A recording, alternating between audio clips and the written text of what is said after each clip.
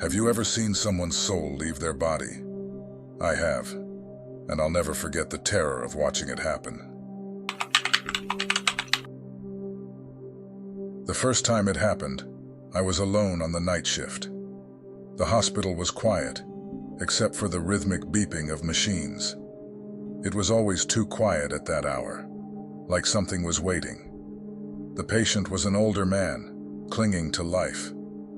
I could see the fear in his eyes as his breaths grew shallow. Then it happened. A strange mist, rising from his body. At first I thought my mind was playing tricks on me, but it wasn't. The mist hovered over him, swirling like smoke, then drifted toward the window. I wanted to scream, but I was frozen in place. My heart pounded as I watched it float outside, disappearing into the night. I had heard rumors of nurses seeing this kind of thing, but I never believed them. Until now. I told myself it was just his soul finding peace. But deep down, I felt something more sinister. Something wrong. A few weeks later, I was with another patient, a man who had been in a car accident, horribly injured but still hanging on. I was there with 2 other nurses, and none of us could shake the tension in the room. He had been quiet all night, but suddenly, he whispered something that made my skin crawl. "My friend.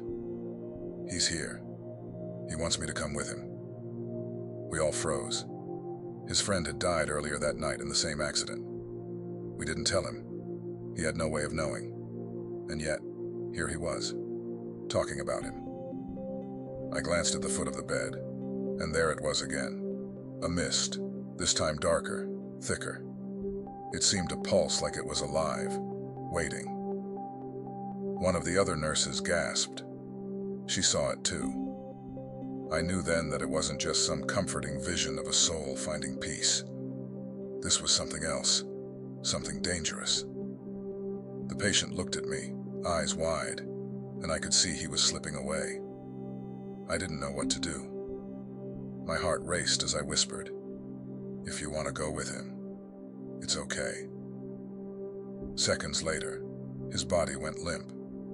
The monitors are flatlined, and the mist, the dark, heavy mist, rose from his body, joining the other one. They swirled together, passing through the window, leaving the room colder than before. All 3 of us stood there in stunned silence, feeling the weight of something we couldn't explain. That night changed everything for me. Every time a patient dies, I can't help but wonder if I'll see it again. That mist. And every time I do, it feels less like a soul escaping and more like something dark is claiming them. I still don't know what it is, or why it comes. But I do know this. It's not here to bring peace. It's here to take something. And it's watching, waiting for the next one.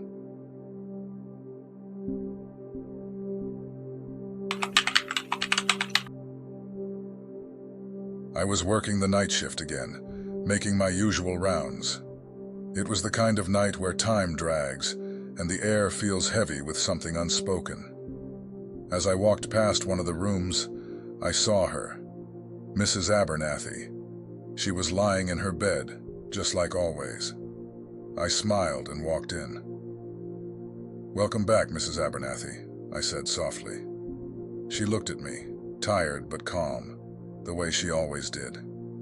I asked how she was feeling, but she didn't say much, just nodded, as if it took too much energy to speak. I didn't think much of it. She had been in the hospital for over a week, after all. As I left the room, I ran into one of the CNAs. "Mrs. Abernathy's back," I said casually. The CNA gave me a strange look. "What do you mean back? She's still in the hospital." I stopped cold. "No, I just saw her. I spoke to her." But the CNA shook her head. "She hasn't returned yet." My stomach dropped. I grabbed another nurse and hurried back to Mrs. Abernathy's room, my heart pounding in my chest. We stepped inside, but the bed was empty. Completely empty. Not only that, it was perfectly made. as if no one had ever been there. My breath caught in my throat. She was right here, I stammered, pointing at the bed. But there was nothing. No sign of her. Hours passed, and I tried to shake the feeling that something was wrong. My mind kept replaying that moment, seeing her lying there, so real, so present. I couldn't have imagined it. Could I? Then the phone rang. It was the hospital. My pulse quickened as I answered. "We're calling to inform you that Mrs. Abernathy passed away a few hours ago," the voice on the other end said. Time of death was around 2:15 a.m. I felt my blood run cold. I checked the clock. That was exactly the time I had seen her, spoken to her. It all made sense now. Mrs. Abernathy hadn't returned from the hospital, not physically at least. But she had come back, just for a moment, just to say goodbye. I don't know why she came to me, or why she chose that moment. But what I saw was real, too real to forget. Some people might call it a coincidence, or just my mind playing tricks on me in the late hours of the night. But I know what I saw, and after that, I couldn't deny it. Sometimes the dead come back, not to haunt us, but to remind us they're still there, watching from the other side.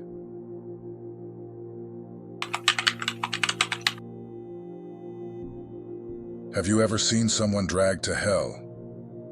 I have, and it's the one thing I can never forget. It started with a scream, loud, guttural, and desperate, the kind that makes your blood run cold. I was on the night shift, helping a patient, when the sound tore through the silence of the nursing home. For a second, everything stopped. Then, instinct kicked in. I rushed into the hallway, heart pounding, eyes wide. My patient followed, and what we saw froze us both in place. There was Sam. Old, frail Sam. He was being dragged down the hallway, feet scraping the floor.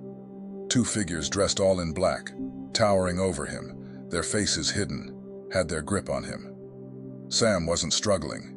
He was screaming in pure terror, as though he knew exactly where they were taking him.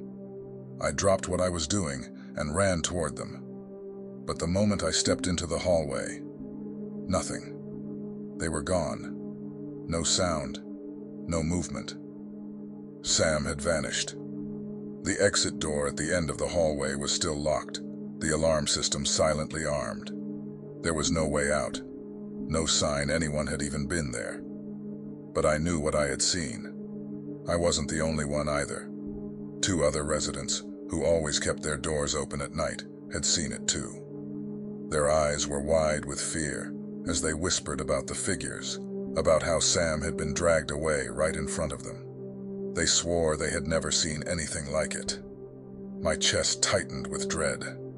I sprinted back to Sam's room, my heart racing, hoping to find him alive, hoping I was wrong. But when I got there, Sam was lying in his bed, motionless. His body was still, eyes closed, as if he had passed quietly in his sleep.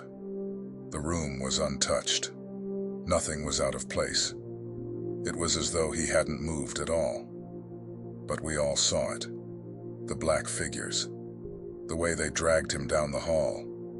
Rumors about Sam had always swirled through the nursing home. He had a dark past, years spent in prison, whispers about his involvement with an infamous crime family. Some said he had been a hitman. Maybe that was why. Maybe those figures in black had come for him, taking his soul to the place he was always destined to go. I don't know what I believe, but I know what I saw that night. Sam wasn't just passing away. He was being taken. Even now, whenever I walk that hallway during night shifts, I can't help but feel it. The heavy weight in the air, the coldness that lingers.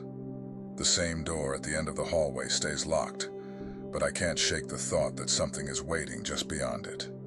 Maybe it wasn't just Sam they were after. Maybe one day they'll come back, and maybe next time they'll take me too.